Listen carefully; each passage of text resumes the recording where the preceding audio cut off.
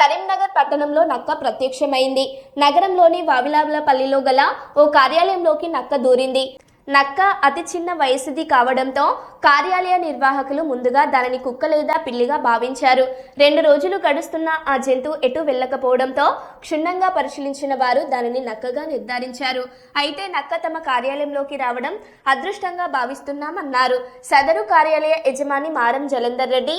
ఇదిలా ఉండగా కరీంనగర్ నడి మధ్యలో ఉన్న ఇళ్లలోకి నక్క రావడం పట్ల స్థానికులు ఆందోళన వ్యక్తం చేస్తున్నారు. పలు కాలనీలలో ఎలుగుబంటి సంచారంతో ఇప్పటికే నగరవాసులు భయాందోళన వ్యక్తం చేస్తున్నారు. అయితే నగరంలోకి నక్క ఎంట్రీతో పట్టణవాసులు ఒక్కసారిగా ఉలిక్కిపడ్డారు.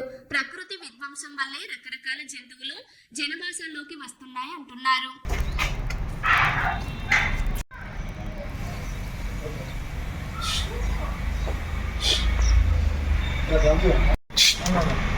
ఓకేనా విజువల్ మళ్ళా కూర్చోండి. కన్ఫ్యూజ్లు ఉంటుంది పిల్లో నక్కను ఇప్పుడు అర్థమైంది. నక్కనే అదే అన్న కన్ఫ్యూజ్లు ఉండేది.